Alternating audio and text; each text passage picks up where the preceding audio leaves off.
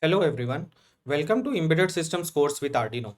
In today's session, we are going to connect an DC motor to the Arduino through a slide switch. In last session, we discovered details on how the DC motor works. It takes in the electrical energy and converts to a mechanical energy output, rotates the shaft and the armature, right? And also we went over L293D IC, which acts as an interface between the Arduino and the motor so that the motor receives the desired output current and voltage, which is sometimes higher than the reference voltage of the Arduino, normally 5 volts, right?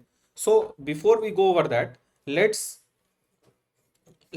let's see what are the components which are required, right, to connect this complete this embedded circuit. Okay, so the first component is of course your Arduino Uno R3, right? The second component will be your breadboard. The third component is your slide switch. We saw that during an interfacing LED we had a push button and a slide switch, right? So we are taking a slide switch. Now of course you have a DC motor, you need a DC motor, and you will need a L239D IC. So while you search in Tinkercad, you will get as H bridge, right, motor driver IC. You will get with this name in Tinkercad. Okay, so these are the 5 components which we require today to build this embedded circuit where we interface a DC motor to Arduino, right, through a slide switch. So now we will start connecting the circuit in Tinkercad. Let's go over there.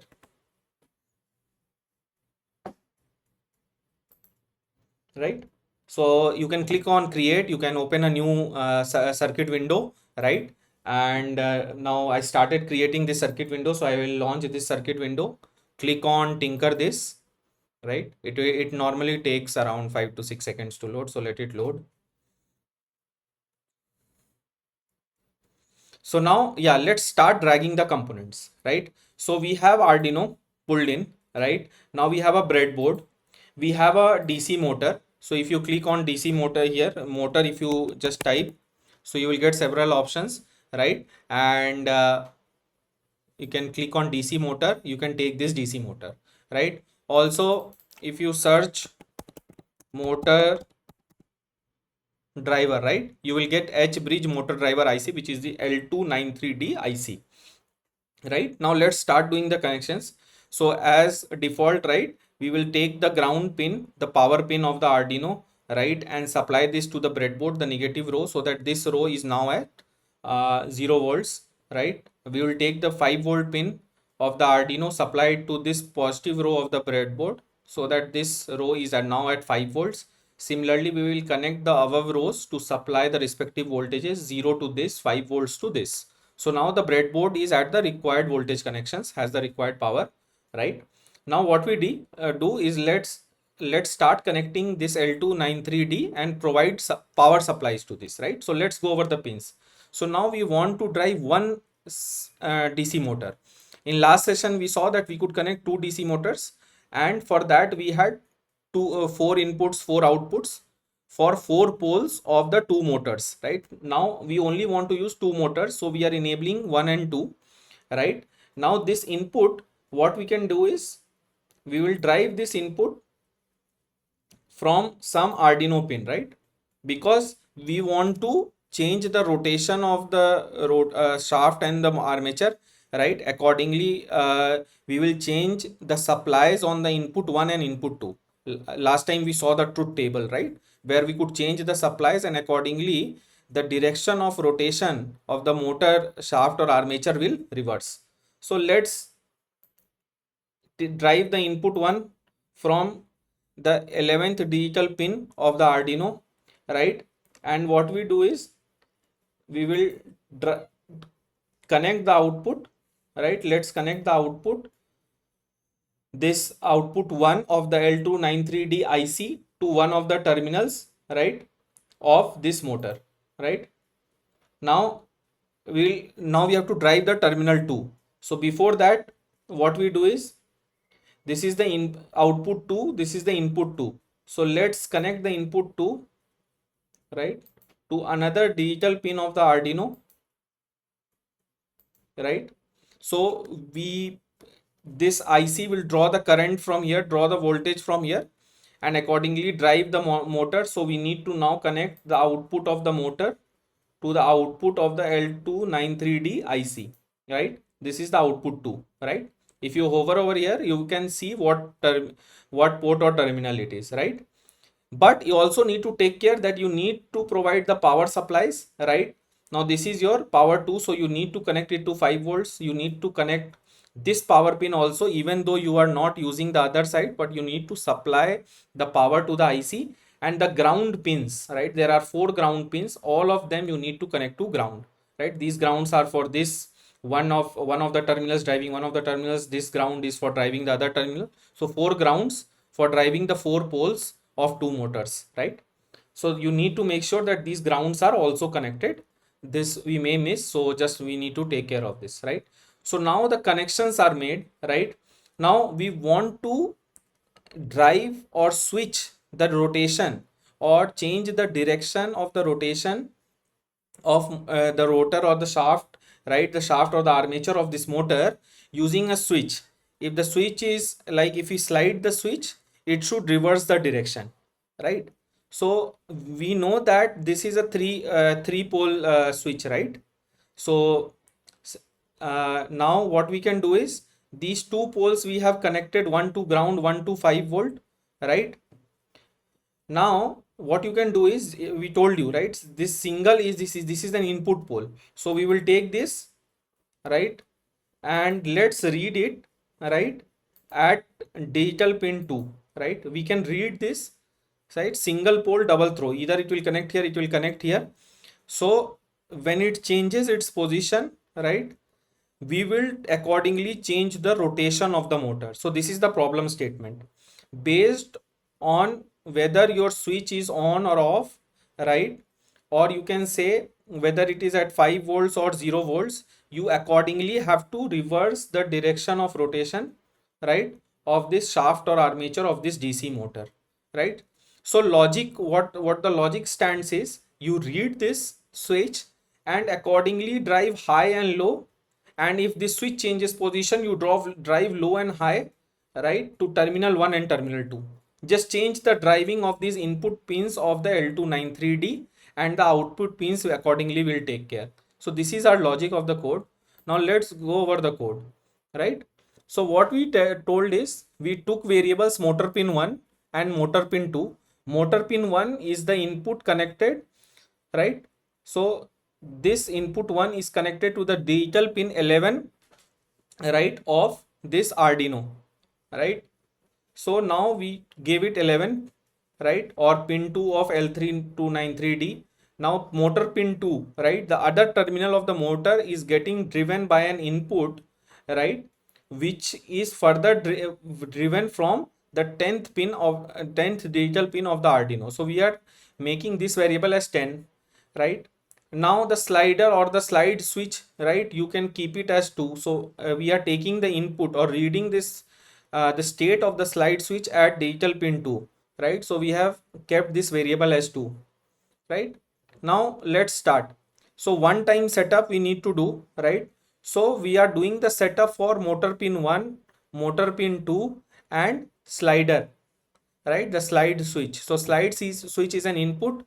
Now this input 1, this is an input for the L239D, but for the Arduino this is an output getting driven from the 11th and the 10th. So pin 1 and pin 2 is configured as an output. So now all our drivings, all the things, all the pins which are getting driven, right, or the peripherals which are getting driven for the Arduino, their pin mode, right, the direction has been confirmed, right, you in this one time setup. Now what we do, if we have to check for multiple times or continuously keep on checking, we need to write the code in the loop, right? So this is the loop task. Now what we do, we take a variable and we read the state of the switch. Digital read slide switch, you read what is the state of the switch, pin number 2, you read the state of the pin number 2. If the state is high, right, what you do, you write high and low to this input 1 and input 2, pin number 11 and pin number 2. If it is reverse, right, if it is low, it can, this pin can be either at this or it can be either at this position, right? So if it is low, if the state of the switch is low, right, then what you do, you reverse the direction of the input 1 and input 2 of the L293D IC, which is getting driven from the pin number 11 and pin number 10 of the Arduino. So we have reversed this, written low, high, right, wait for 1000 millisecond, 1 second, right, and keep on repeating this. But now what we have done, this if condition makes sure that the driving is happening based on the state of the switch, right? So our problem statement now is solved. Now let's run this, right? You are seeing this getting rotated, right? And here you can see the RPM. Last time I also told you, you can change the RPM or the speed by providing the PWM signal, right? That we will see later when we get an understanding of the PWM. But now this is a constant RPM. Now let's change the state of the switch. It started rotating in reverse direction, right? I hope you are able to see this, right? I will again change the state of the switch. It started rotating in anti-clockwise. If I change the state of the switch now, it will start rotating clockwise, right? Now what will happen, let's say suppose we stop this.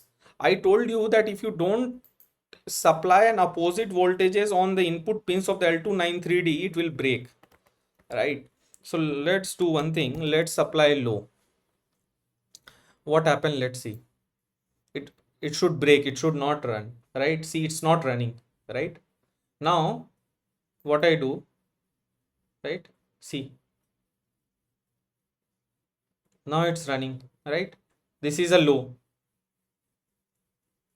If you read the state, this will be low and it's running low and high, right? So now if I also change this to low, it will not run in both the conditions. Okay, so I'm stopping this, right, changing this. So here I am driving motor pin 1 as high, motor pin 2 as low, if the state of the switch is high, and if the state of the switch is low, I am driving motor pin 1 low and high, reverse, to reverse the direction of the current, because that is how, if you reverse the input and output one, I told you in general the direction or rotation of this motor will change, right? The direction of rotation of this motor will change, right? So let's again just summarize it. If you see, now it's rotating in anti-clockwise. If I change the state of the switch, right, it rotates in clockwise, right? Why? Because the input 1 and input 2, right, the voltages which are getting driven has now reversed in the prior condition as compared to the prior condition, right? And it's very general in this DC motor, if you reverse the polarity or if you reverse the direction of the current, the direction of rotation of the shaft and the armature will also reverse. So this is the principle, and this is how we interfaced uh, the motor through a switch, right, using an L293D IC to Arduino, right? So in general, we haven't used any new inbuilt functions or task, if you can see, right? Whatever we had used in LEDs, same thing we are using, right? Nothing major difference, right? So we just need to make sure that how to use this L293D IC, right? We could have directly connected the motor to the Arduino, right? But then that would burn the motor, right? Or that would not even run, because motor requires a certain higher level of voltage, and if you're not supplying that voltage, your circuit may not work correctly, right? So or it may heat up. You can try this experiment also, that if you directly connect a battery to the motor, it will run, but it will very soon heat up, right? So you need to provide an interface which controls the current, right, to this motor, right? And this L239D IC does the same. So I hope this is clear to you, right? In next session, we'll interface new peripherals to Arduino. Thank you for joining.